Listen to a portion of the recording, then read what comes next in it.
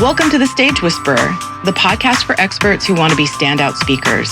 I'm your host, Aurora Gregory, and I'm here to help you unlock the secrets of powerful speaker branding. Here you'll get take-action tips to elevate your speaker game, along with insights from top speakers, event planners, and other experts, so you can make speaking the effective tool it needs to be in your business. Ready to make your mark on stage? Let's dive in.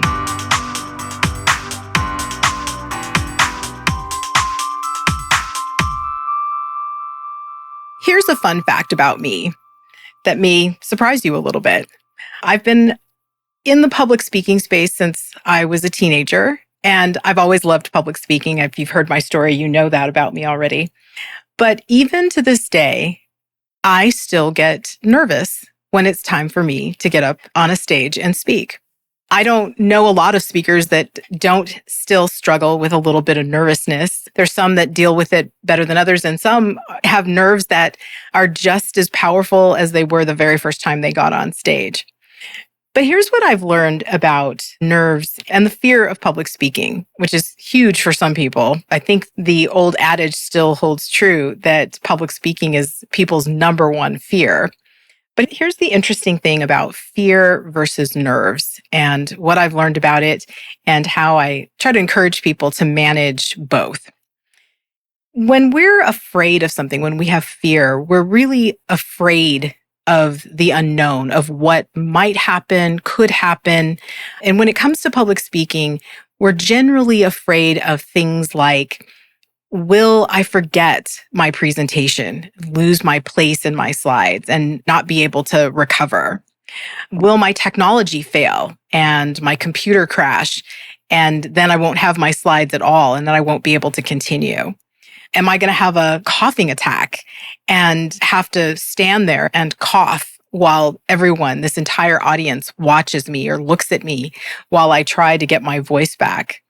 Will the audience not like me? Will they not like my presentation? Will they walk out because I'm just not interesting to them? These are all the unknowns that we can be afraid of. And that's where our fears are rooted in. It's in what could happen, might happen.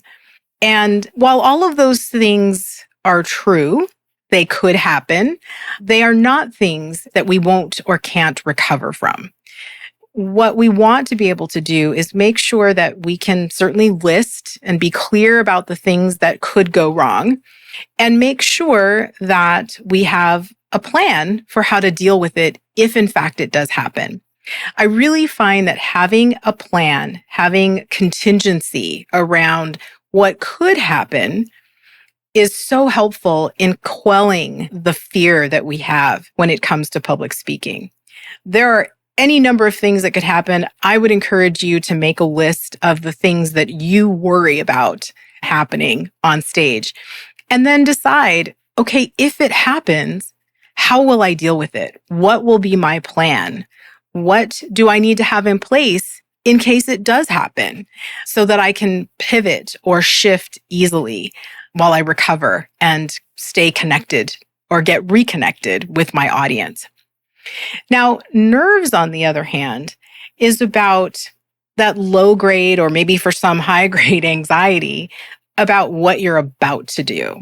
It is that nervous energy that comes from something that you're about to do that is different, not your norm, that may have a sense of risk to it, but knowing that you can do it.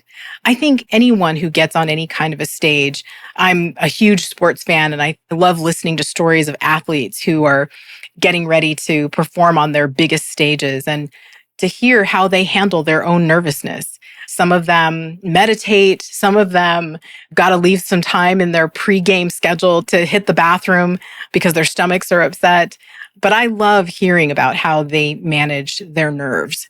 I really find that nerves as a public speaker for me are, if I can channel them correctly, tend to be something that I can use to help propel me into a stronger, more meaningful performance. I'm nervous because I want to do a great job. I'm nervous because I want the event host who booked me to feel like they made a great decision. I'm nervous because I want my audience to have a great experience. There are things that I can do to channel that energy into a stronger performance. So I gave you some tips on how to deal with your fears, which is to make those lists and then have a plan. If your technology fails, how will you handle it? Let's say, for instance, you're worried about your computer crashing and not having your slides available and not being able to continue. So, what if you planned every time you went on stage having a paper copy of your slide deck with you that maybe sat right underneath your computer at the podium? So that if, in fact, the computer did crash, you would have those slides and you would be able to use them to continue. It's not ideal, but it would allow you to continue to move forward.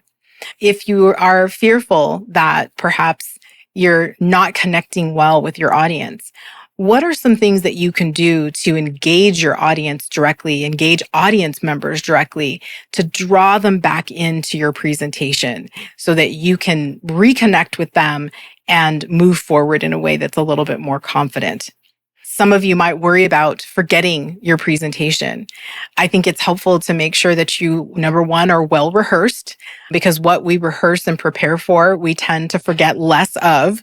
But two, have your notes available to you. And if by chance you do lose your connection to your presentation, no audience is going to fault you by taking a long look at your notes to reconnect with where you need to be so that you can get back in a good footing and get back in a good rhythm. Just a quick interruption here, but it's the good kind. Ever feel like getting booked to speak is some kind of secret club no one gave you the password to? Yeah, I get it. Same. That's exactly why I created my free masterclass. Why even the most qualified experts get passed over for stages. In it, I'm breaking down the 3-step speaker brand blueprint that can help you land your first or next dream stage in as little as 60 days. No cold pitch overwhelm, no fancy agent, and no sacrificing your soul on TikTok. Just a clear plan that gets you noticed and booked. Go to speakerbrandacademy.com/masterclass and grab your spot. It's free, it's juicy, and it's happening now. Okay, back to the show. Now, when it comes to nerves, here's something that I do with every presentation. It works a little differently in a virtual space than it does in a live event. So I'm going to talk about the live event first because it happens a little bit more naturally. When I'm speaking at a live event, I always make a point to get to the room that I'm going to be speaking in, especially early. I want to get there when it's empty. I want to walk the room. I want to get a sense of, what it's like to step up onto the stage. I want to make sure that I have a clear understanding of how the technology does work. I want to understand the seating arrangement. How is my audience going to be seated? So I make sure that I get there early enough to be able to do that. But the other thing that I do that has proven so helpful to me in managing my nerves is I make it a point to personally greet some of the early arrivals, those early folks who get there to either get the best seat or are just looking for a quiet place to spend some time before the presentation starts. And I go up to them and I introduce myself. Hi, I'm Aurora. I'm your speaker today. What's your name? And I learn their name. I may ask them a question. Do you do a lot of public speaking? Are you interested in learning deeper strategies on how to be a better public speaker? And I just let them give me an answer. And that's it. I have some interaction with them. I said, great. I'm really glad that you're here and I'm looking forward to our time together today. And I make a point to introduce myself and have just a short, brief conversation with a few audience members in each section of the room, left, center, and right. Again, those nerves are starting to come and people are starting to fill the room. And so I can feel my nerves rising up, those butterflies fluttering just a little harder. When I'm introduced and I finally take my place on stage, what I do is I look for my brand new friends, those people that I made a point to introduce myself to and to connect with before my presentation started. And I start my presentation speaking directly to them. When I'm talking to my friends, I'm much less nervous. I use my new relationships to help me get into a great flow. I look at them. I've got people that are left, center, and right, so I can move my vision to each one of them. And once I've got my rhythm established in my presentation, then I can expand my view and I can speak to the rest of the audience.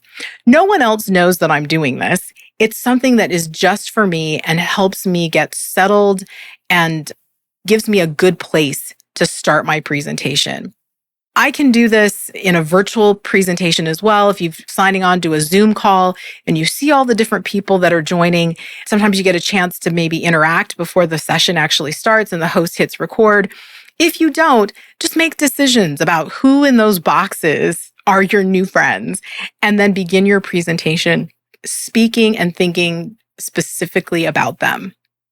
Fear and nerves does not have to cripple you. It does not have to keep you from giving a great performance. If you plan and prepare for things that you're fearful of, it will help you greatly to settle down and feel confident about what you're going to do on stage. And for those nerves, you've got now a place in which to launch into a more confident presentation by making some friends in the audience and speaking directly to them. Now, I want to give a bonus tip here for people who are fearful about having a coughing attack during a presentation.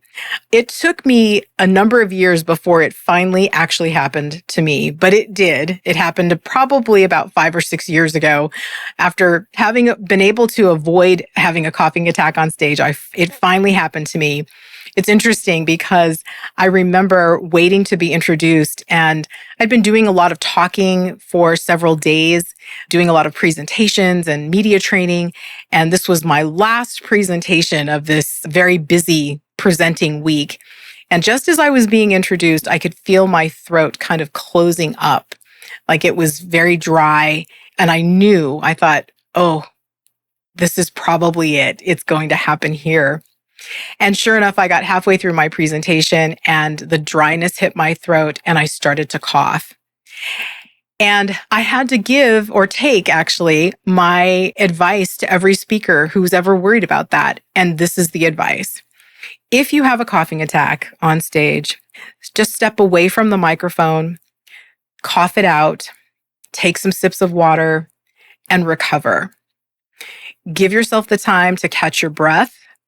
Make sure that tickle is settled down and that you've been able to take enough sips of water to hydrate, and then come back to the microphone. You may want to acknowledge it. I believe I did at my presentation when it happened to me. But here's what I want you to know. Know every audience that comes to hear you is there for you. No audience comes to sit down and hear a speaker and say, oh, I can't wait to see this train wreck happen. That's just not what happens. Your audience is for you. And I promise you, if you have any kind of issue on stage, whether it's your technology, whether it's a coughing attack, it doesn't matter what it is. Your audience is for you. So give yourself the space and time to manage it, deal with it, and then just step right back into the presentation that you know you need to be giving to the audience that you're standing in front of. And that'll do it for today's episode of The Stage Whisperer. Remember, every stage you step onto is an opportunity to impact lives and leave a lasting impression. Keep refining your craft and pushing the boundaries of what you can achieve with your voice. Don't forget to subscribe to our podcast, leave a review, and share this episode with fellow speakers. Visit our website for more resources and follow us on social media to stay connected. I'm Aurora Gregory, and until next time, keep making your voice heard.